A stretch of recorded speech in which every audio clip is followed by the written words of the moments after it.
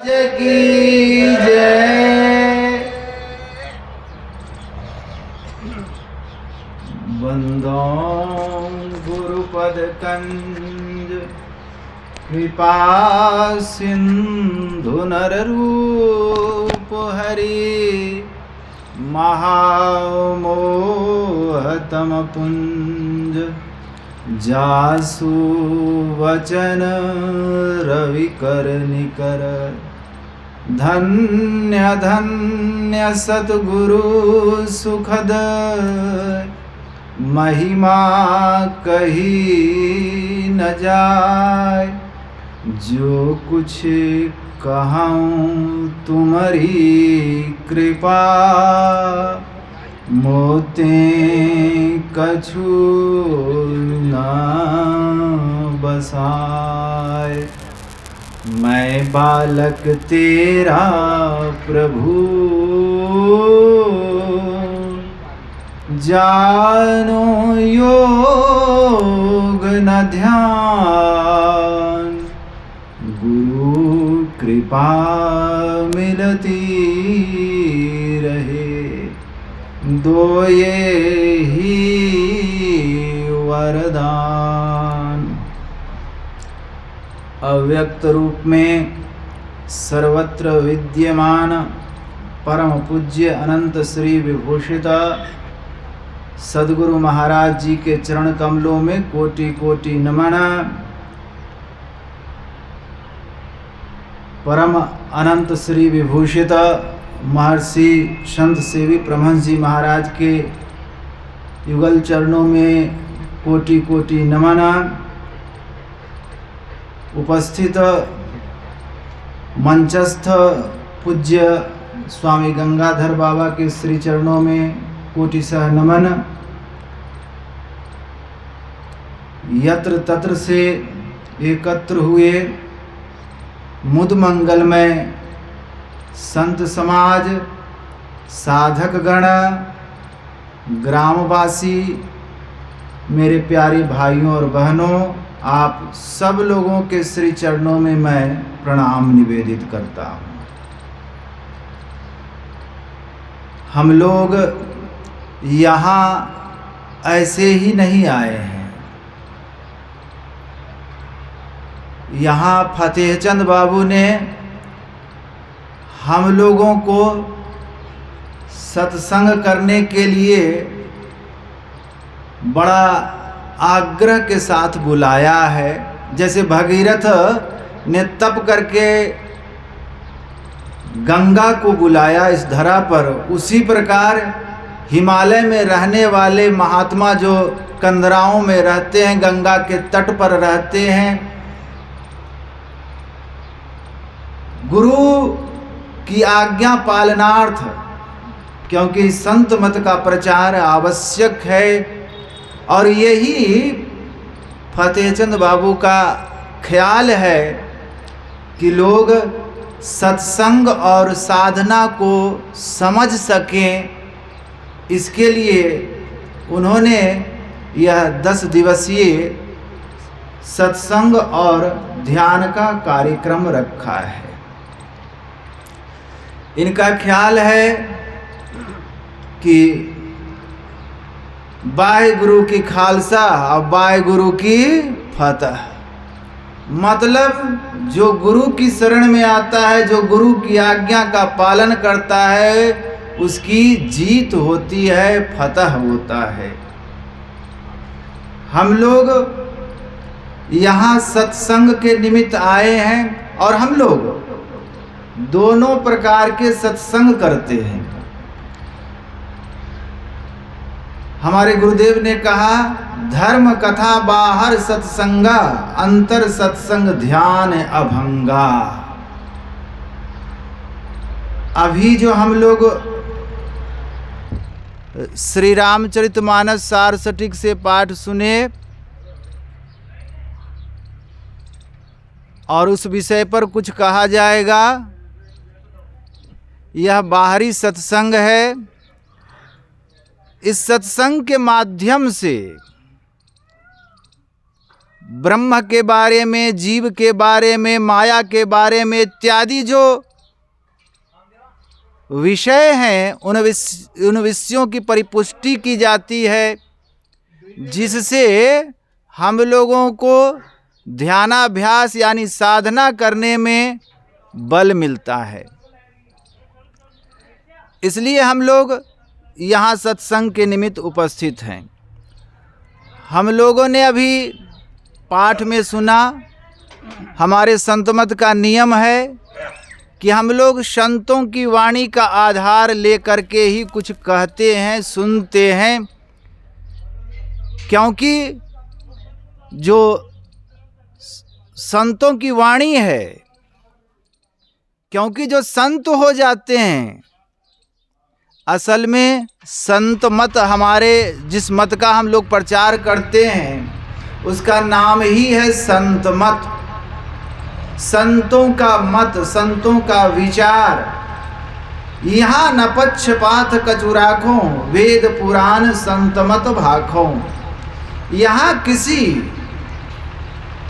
कोई भी संत जो इस राज्य के हों, उस राज्य के हों, इस देश के हों, उस देश के हों, किसी से पक्षपात नहीं की जाती, क्योंकि जे पहुँचे ते कही गए तिनकी एक बात, सबे सयाने एक मत तिनकी एक जात। सारे संतों का एक ही मत है और यही संतों का जो मत है असल में संत मत है।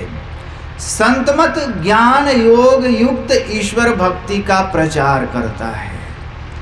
इसमें ज्ञान भी है, योग भी है और भक्ति है, तीनों का समावेश है। और इन तीनों की चर्चा इस सत्संग के माध्यम से हम लोग एक दिन में तो पूरी बात कह नहीं पाएंगे।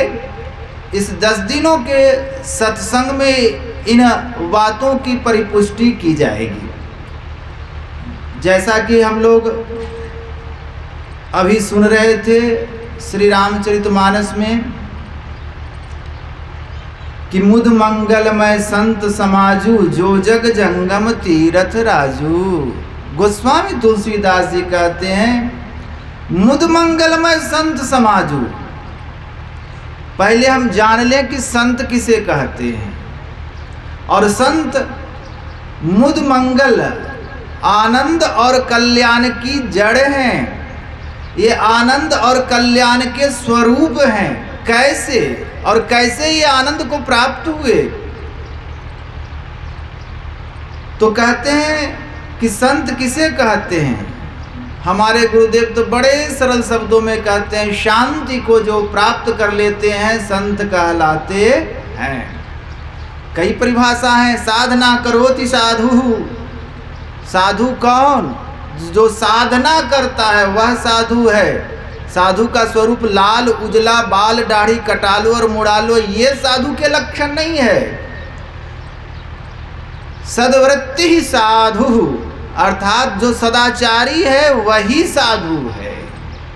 और अगर उपनिषद के वाक्यों में जाएं तो विद्यते हृदय ग्रंथिश्छिद्यन्ते सर्व संशया क्षीयन्ते चासे कर्माणि तस्मिन् दृष्टे परावरे। जिसके हृदय की ग्रंथि टूट गई है, अब हृदय की ग्रंथि सरल शब्दों में समझें, जो अज्ञानता है, जिस अज्ञानता के कारण हम ब्रह्म का, ईश्वर का दर्शन नहीं कर पाते, जड़ चेतन ही ग्रंथि पड़ गई, यद्यपि मृषा छूटत कठिनाई। यही अज्ञानता की गांठ है, गिरह है। जो संत होते हैं उनकी अज्ञानता का नाश हो जाता है। छिद्यन्ते सर्व संशयाः, अर्थात जिनकी सारी शंकाओं का समाधान हो गया होता है। एक ईश्वर को जो प्राप्त कर लेते हैं वे कृत्य हो जाते हैं, उनको कुछ जानना बाकी नहीं रह जाता। और जिसके कारण आवागमन होता है। छिद्यन्ते सर्व संशया क्षीयन्ते चासे कर्माणि, सारे कर्म उनके छिन्न भिन्न हो जाते हैं। क्योंकि कर्म के कारण ही 2 ही प्रकार के कर्म होते हैं, पुण्य या पाप, शुभ या अशुभ। तो इस कर्म के कारण गहना कर्मणो गति ही, कर्म के कारण हम आवागमन के चक्र में पड़े रहते हैं। तो जो संत होते हैं उनके कर्म भी नष्ट हो जाते हैं। तो ऐसे जो संत होते हैं वे रहते कैसे हैं? अपने स्वरूप में स्थित रहते हैं। चाह गई चिंता मिटी मनुआ बेपरवाह, जाको कछु न चाहिए सोई शाहंशाह। बुद्ध ने वृद्ध को देखा था, रोगी को देखा था, एक मृत को देखा था, और चौथा साधु को देखा था। और साधु की स्थिति को देखकर उसने छंदक से पूछा था कि ये कौन वृक्ष के नीचे बैठा है? कहा ये महात्मा है, साधु है। कहा इसका ललाट बड़ा दिव्य लग रहा है, बड़े आनंद स्वरूप लग रहे हैं। कहा कि ये भगवान की मस्ती में मस्त हैं, इनको संसार से कोई चाहना नहीं है, अपने स्वरूप में लक्षित हैं। और जो अपने स्वरूप की उपलब्धि कर लेता है, जो अपने को जान लेता है, उसको किसी को जानने की आवश्यकता नहीं पड़ती, वह आनंदमय रहता है। इसीलिए कहा गोस्वामी जी ने कि मुद मंगलमय संत समाजू, जो जग जंगम तीरथ राजू। बे आनंद मुद मंगलमय कल्याण संत समाजू। आज ये जो संत का समाज देख रहे हैं, इतने सारे संत, कोई हिमालय से, कोई बिहार से, कोई कहीं से, कोई कहीं से, कोई देहरादून से, अलग अलग स्थानों से, अलग अलग स्थानों में लोग साधना करते हैं, अपने स्वरूप की उपलब्धि के लिए मस्ती में हैं। जीवन मुक्त ब्रह्म पर चरित सुनहि तजि ध्यान, जे हरि कथा न करहि रति तिनके हिये पाषाण। उस समाधि, उस आनंद को छोड़कर, क्योंकि भजन में होते आनंद आनंद बरसद विशद अमी के बादर भीजत हैं कोई संत। ऐसी स्थिति को छोड़ करके आपके राजस्थान में, जहाँ हिमालय में अभी भी ठंडी लगती है, यहाँ छोड़ करके धूप में अपने आप को सेंकने के लिए आए हैं। किस लिए? इसलिए कि आपको भी इस आनंद को अनुभव करा सकें, ज्ञान करा सकें, जना सकें, इसके लिए हम लोग आए हैं। हम लोग खाने पीने के लिए नहीं आए हैं।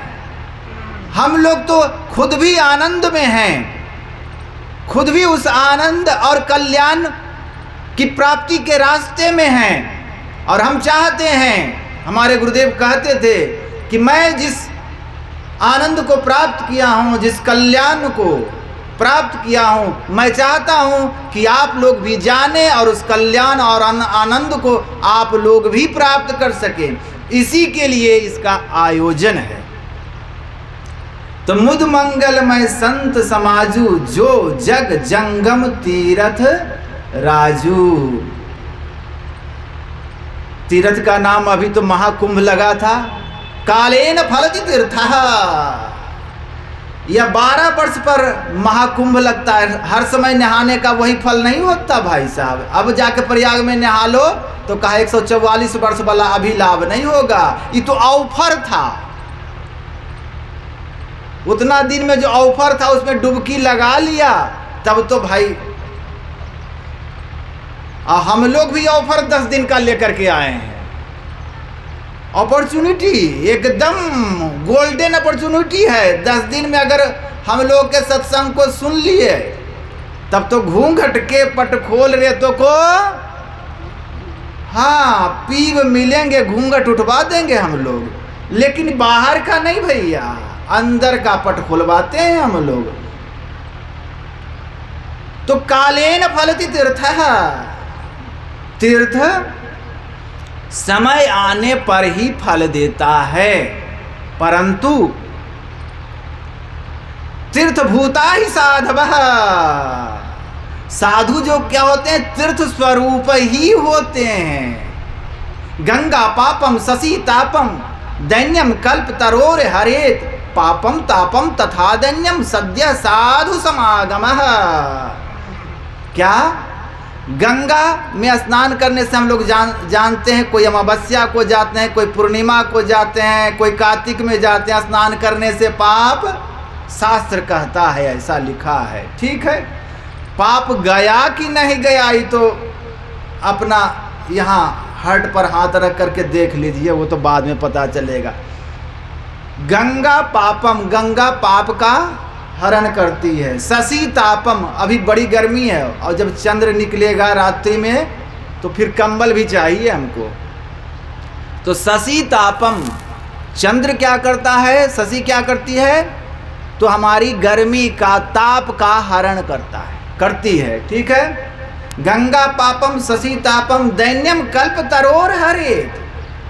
जो दरिद्रता है, जो गरीबी है, अगर कल्प वृक्ष के नीचे रहेंगे तो वो क्या करेगी, हमारी गरीबी की, दीनता की क्या करेगी, हरण कर। जो इच्छा करेंगे वो सो मने। कौन गरीब होने का इच्छा करेगा? सब कहेगा कि फॉर्चूनर पर ही घूमे, ट्रेवलर पर ही घूमे, उससे नीचे क्या। हाँ, तो वो दीनता का हरण करता है। साधु क्या करता है, साधु को लाने में कितना खर्च हुआ वो तो फतेह चंद बाबू जाने। हाँ, लेकिन पापम तापम तथा दैन्यम, ये गंगा, चंद्र और क्या, कल्पतरु, ये क्या क्या काम करता है। दूसरा काम, सद्य साधु समागमः, साधु क्या करता है, पापम तापम तथा दैन्यम सद्य साधु समागमः। साधु क्या करेगा, पाप का भी हरण करेगा, ताप का भी हरण करेगा और दीनता का भी हरण करेंगे। ये कैसे, वो फतेह चंद बाबू जानते हैं। यहाँ से कहाँ और कहाँ से, ठीक है, और यही इनको लाभ मिला है। हाँ, यही चाहते हैं कि सबको, जो हमारे गांव वाले हैं, जो हमारा जन्म स्थान है, जो हमारा पैतृक स्थान है, तो ये चाहते हैं कि सातों पुस्त वैसे ही हो जाए। और यही कारण है, क्योंकि साधु से जो लाभ होना चाहिए, एक ही लाभ नहीं है। मैंने बताया पापम तापम तथा दैन्यम, ये तीनों अगर लाभ कोई दे सकता है, एक सद्य मतलब तत्काल, बाद में नहीं। ये उधार सौदा नहीं है भैया, हम लोग एकदम नगद सौदा डिपॉजिट वाला करते हैं। एकदम साधु का मतलब नगद सौदा। तो सद्य साधु समागमः, यह साधु देगा। इसीलिए सत्संग करना चाहिए। सत्संग की बातों को सुनेंगे, आएंगे, समझेंगे तब ना। इसलिए कहा साधु दर्शनम पुण्यम। साधु क्या बोलता है वो तो अलग बात है, साधु के दर्शन से ही पुण्य होता है। तीर्थ कहते हैं, एक तो नदियों का मेल होता है। जैसे प्रयाग में गए तो 3 नदियों का मेल था, 2 तो दिखती हैं। कौन कौन, गंगा और जमुना और सरस्वती, 3 का संगम है, त्रिवेणी भी उसको कहते हैं। परंतु असल में तीर्थ किसको कहते हैं, तो तारयति इति तीर्थमा, अर्थात जो तार दे मतलब कुछ ही कर दे। तारना मतलब जो भव सागर से पार कर दे, उसको क्या कहते हैं, तीर्थ कहते हैं। और यह तारने वाला काम एक ही व्यक्ति कर सकता है, मोते अधिक संत करी लेखा। वो संत ही कर सकते हैं, गुरु ही कर सकते हैं, दूसरे की मजाल नहीं है कि कर सकता है। इसीलिए मुद मंगलमय संत समाजू, जो जग जंगम तीरथ राजू। प्रयाग में जाने के लिए तो भैया प्लेन का टिकट चाहिए, शताब्दी का टिकट चाहिए, ट्रेवलर का भाड़ा चाहिए, ठीक है ना। आई साधु कैसा है, जो जग जंगम तीर्थ राज, चलता फिरता तीर्थराज है। कहाँ हम लोग बैठे थे हिमालय में, बड़ा आनंद से थे भाई साहब, और वहाँ से चलता फिरता तीर्थराज।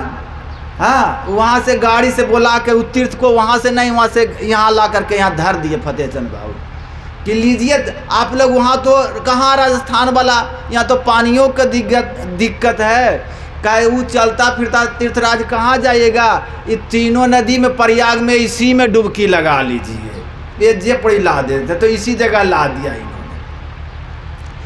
जो स्थूल तीर्थ है, चाहे वो प्रयाग हो, बद्रीनाथ हो, काशी हो, वहाँ जाकर के स्नान करने से स्थूल शरीर की मैल बहती है, ऐसा हम लोग मानते हैं।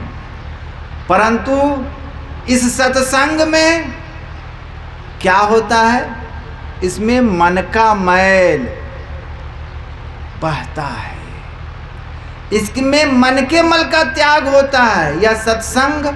इसलिए कहा, क्या कहा, विधि निषेधमय कलिमल हरणी करम कथारवि नंदिनी बरणी राम भगति जहाँ सुर सरिधारा सरसई ब्रह्म विचार प्रचारा। यहाँ तीन तीन धारा है इस सत्संग में, बड़ी अद्भुत है। दिख तो एक भी नहीं रही है, लेकिन है तीन तीन धारा। ये तीन भी बड़े अद्भुत शब्द हैं।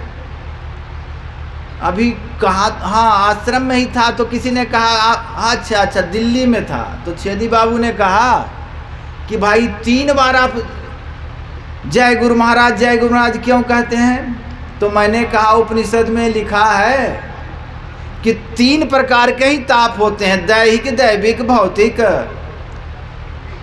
तो इन तीनों तापों की शांति के लिए 3 बार, जैसे मंत्र भी पढ़ते हैं तो शांति शांति शांति ही कहते हैं, तो इन तीनों तापों से मुक्त होने के लिए 3 बार जयकार करते हैं। ठीक इसी प्रकार इन त्रय तापों से जो संतप्त है जीव, दैहिक, दैविक, भौतिक तापों से जो ग्रसित है जीव, इससे मुक्ति के लिए इसमें भी, सत्संग में भी त्रिवेणी बहती है।